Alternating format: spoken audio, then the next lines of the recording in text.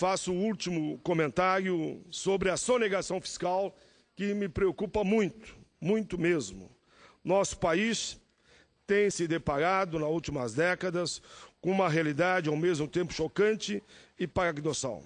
De um lado, temos há várias décadas uma carga tributária considerada elevada até pelo próprio governo. Recente estudo da Organização para a Cooperação e Desenvolvimento Econômico mostra que o somatório de impostos e tributos pagos pelos brasileiros é o segundo maior da América Latina. De acordo com a OCDE, a carga tributária brasileira está em 36,3% do PIB, somente superada pela Argentina. Evidentemente, trata-se de uma problemática difícil de ser debelada, pois se encontra fortemente enraizada, inclusive por garantias constitucionais para a prestação de serviços pelo Estado na área social. Portanto, senhores, trata-se de uma questão bastante angulosa, pois cabe lembrar que poucos países do mundo, com economias de poder similar, realizam gastos sociais tão volumosos e importantes e diversificados como temos aqui no Brasil. Basta trazer à memória, por exemplo, o SUS, a universalização da educação básica e o robustecimento da Previdência e dos programas de transferência de renda, como o Bolsa Família. Programas importantíssimos. Porém, tudo considerado, resta a certeza que temos que avançar para descentralizar, diminuir a carga e fortalecer os municípios. Senhor presidente, contudo, sublinhamos, logo na primeira frase desse pronunciamento, que a nossa realidade é Parque do Sol. Ocorre que, a par da grande carga tributária, convivemos, por outro lado, com níveis, aí que vai a nossa preocupação, da grande sonegação fiscal. É isso o eixo do meu pronunciamento. A sonegação fiscal, tão grande, faz com que aquele que pague, pague muito. E aqueles que sonegam não paguem nada. Ou seja, parte do problema tributário brasileiro poderia encontrar sua solução no aperfeiçoamento de mecanismo de controle da sonegação fiscal, o que evitaria, adicionalmente, muitos casos de corrupção. Como disse alguém, o sonegômetro, a exemplo do impostômetro, é uma ferramenta virtual criada para mostrar os prejuízos que o país tem com a sonegação. Segundo parâmetros estabelecidos pelo Sindicato Nacional dos Procuradores da Fazenda Nacional, Simprofaz, criador da ferramenta, a sonegação no Brasil é 20 vezes maior que o valor gasto com o programa Bolsa Família, tão importante. Repito, 20 vezes superior ao orçamento do maior programa de distribuição de renda do mundo. Senhor presidente, uma avaliação realizada pelo site Congresso em Foco, a partir dos dados do Simprofaz, indica que a sonegação de imposto, abro aspas, rouba 1/4 de tudo aquilo que o brasileiro paga todos os anos para o governo. É uma cifra, senhor presidente, veja bem, que ultrapassa a casa de 415 bilhões de reais. Daria para diminuir os tributos, impostos, enfim, se todos pagassem corretamente. Vejam o que é sonegado, 415 bilhões de reais. Senhor presidente, os economistas recomendam mais critério no gasto público com o objetivo de conter e reduzir gradativamente a carga tributária e aumentar a fiscalização, que o governo arrecadará muito mais que arrecada hoje, só combatendo a sonegação e reduzindo a carga tributária. Ora, eis uma tarefa que, sendo necessária, é extremamente difícil de realizar, pois o Brasil destina apenas cerca de 20% do PIB para a área social, o que atinge cerca de 60% da carga tributária do país. Nesse contexto, senhor presidente, há pouco espaço para manobras e não há dúvida de que devemos lutar para melhorar, sim, o aparato arrecadatório e também por um sistema tributário mais justo, de desenho progressivo e transparente. Que alguém já disse, eu repito, quem mais paga imposto nesse país são os mais pobres. De acordo com o mencionado estudo do Simprofaz, a sonegação, A sonegação, que é o eixo do meu discurso, atrapalha de forma considerável a redução de impostos.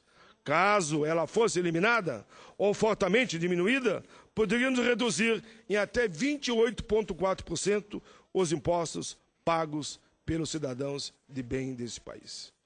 Senhor presidente, para alcançar o louvável objetivo de diminuir a carga tributária e combater a sonegação fiscal, precisamos intensificar os mecanismos de monitoramento e identificar os ralos pelos quais fluem imensas somas de dinheiro público.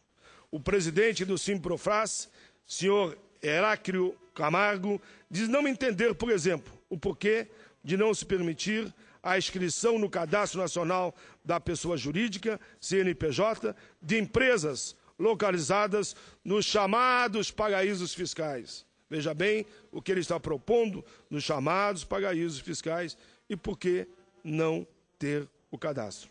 Com isso, tais empresas podem ser donas de hotéis, restaurantes, negócios de fachada aparentemente ilícitos, mas que servem ao cabo para lavar dinheiro. O presidente assinala ainda que há necessidade de haver mais rigidez e celeridade na cobrança dos valores inscritos na dívida ativa da União, que hoje está no patamar de 1,4 trilhão de reais. 1,4 trilhões de reais dívida ativa da União. Por fim, para Heráclio Camargo, a elevada tributação indireta possui um viés cruel.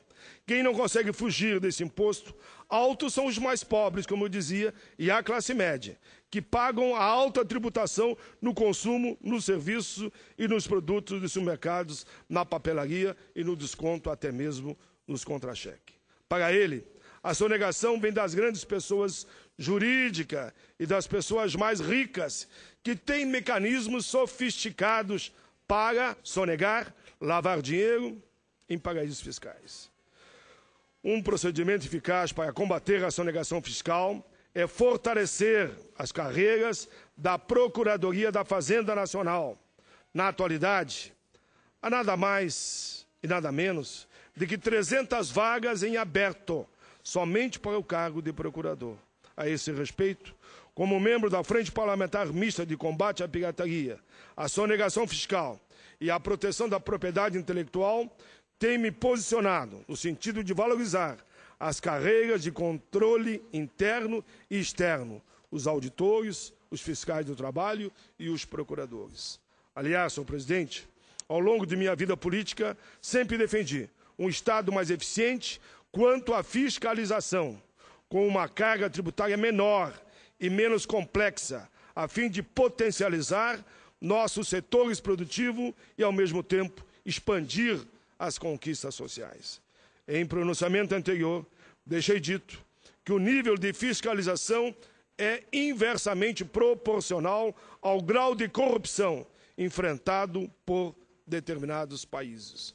Segundo dados da Transparência Internacional, o Brasil auferiu 43 pontos no Índice de Percepção de Corrupção 2012, atingindo a 69ª posição em um ranking composto por 176 países. A Dinamarca, sim, a Dinamarca, um dos líderes do levantamento, possui 100 auditores por 100 mil habitantes, ao passo que o Brasil tem apenas 8 profissionais para o mesmo contingente, ou seja, enquanto a Dinamarca tem 100 auditores por 100 mil, o Brasil tem 8 por 100 mil. É preciso, portanto, tomar consciência de que precisamos um grande número de auditores e procuradores, profissionais selecionados por concurso público e de grande competência técnica. Portanto, rogo ao Ministério da Fazenda, ao Ministério do Planejamento, Orçamento e Gestão e à Advocacia Geral da União, para que em seu âmbito próprio de atuação não poupem esforços para viabilizar o preenchimento dos 300 cargos em aberto da Procuradoria-Geral da Fazenda Nacional. Tive a oportunidade de mencionar os elos entre sonegação fiscal e corrupção. Senador Mozarildo Cavalcante. Penso que a aprovação da lei 12.846, chamado Lei Anticorrupção Empresarial, representa um avanço para o país e responde a clamor popular por mais lisura no mundo empresarial e em suas relações com o setor público. A lei entrou em vigor em janeiro e prevê sanções que podem ser aplicadas tanto na esfera administrativa quanto na judicial, seja por autoridade do Poder Executivo, seja por autoridade do Judiciário. A nova legislação estipula multas de até 60 milhões de reais às empresas corruptoras, dentre outras medidas, incluindo a possível suspensão de atividades.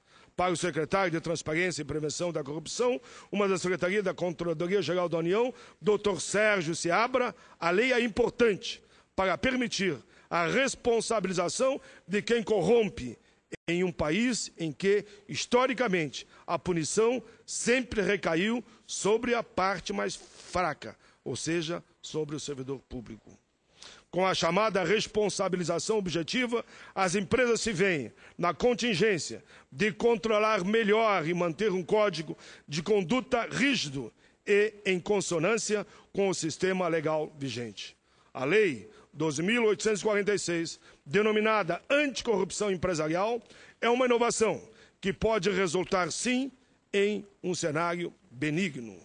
Nas palavras do secretário Sérgio Seabra, as empresas que ainda não tratam do assunto com a devida atenção vão perceber que é muito melhor investir em ética, integridade, do que apostar na impunidade em um modelo de um negócio arcaico, obsoleto e corrupto.